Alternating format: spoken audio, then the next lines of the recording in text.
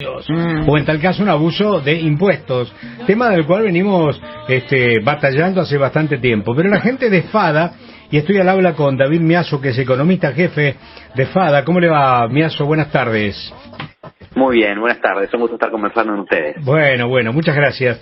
Ustedes han hecho un trabajo muy interesante que precisamente habla del abuso en impuestos que tenemos en este país, en algo que han denominado composición de precios, ¿correcto?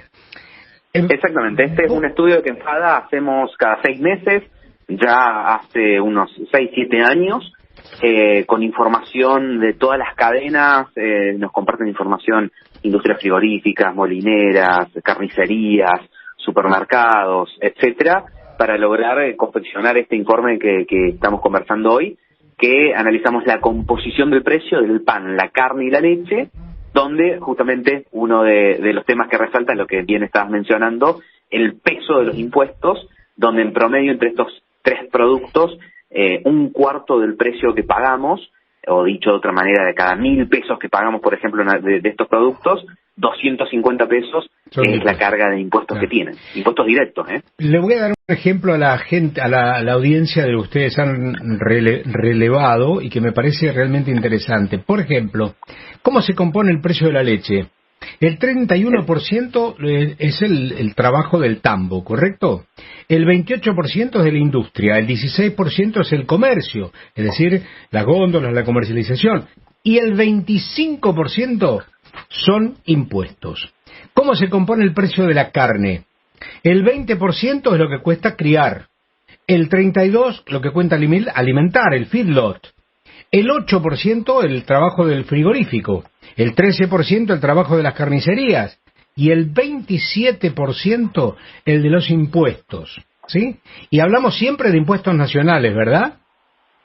Sí, no, impuestos nacionales, provinciales y municipales, pero directos de la cadena, digamos. No, acá no hay consideradas cosas indirectas ni nada más que podrían tranquilamente engrosar el número. ¿Y cómo se compone el precio del pan? Simplemente para hacer el último desglose. Un 13% el trigo, un 4% el molino, un 60% la panadería y un 23% de impuestos. De manera tal que bajar el precio de estos productos básicos, leche, carne, pan, tiene que ver solamente con el tema impuestos.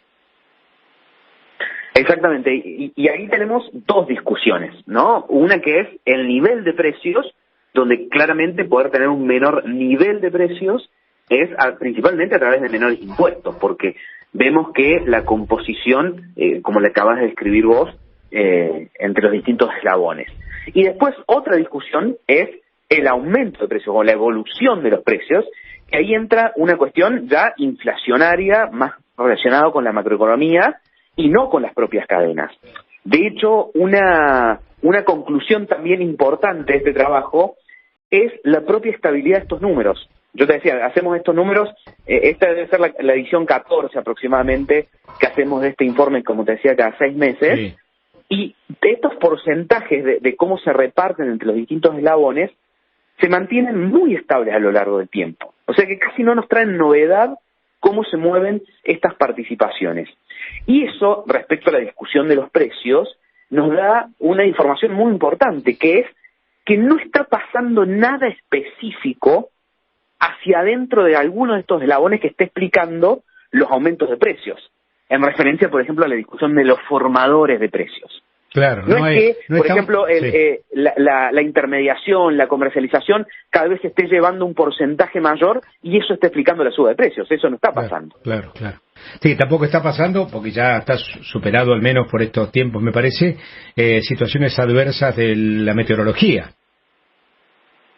Claro, tal cual. Bueno, por ejemplo, de hecho, la meteorología en el caso de la carne ha ayudado a que la carne se abarate durante casi el último año, se abarate en términos relativos a la inflación y al resto de los alimentos. Claro. Porque ha hecho que muchos productores se tengan que deshacer de su hacienda porque no la pueden tener más en el campo porque no tienen pasto por la sequía, y ha aumentado la oferta de carne durante prácticamente todo el último año, y eso genera que haya mayor oferta y los precios se hayan mantenido, en el caso de la carne, por debajo de la inflación. El problema es que hacia adelante mirando, si querés, los próximos 12, 24 meses, porque la carne es un periodo de producción largo, vayamos a tener menos oferta porque justamente salieron muchos animales a causa de la sequía ahora y después tengamos impactos de precios probablemente hacia fines de este año y probablemente el año que viene. Claro.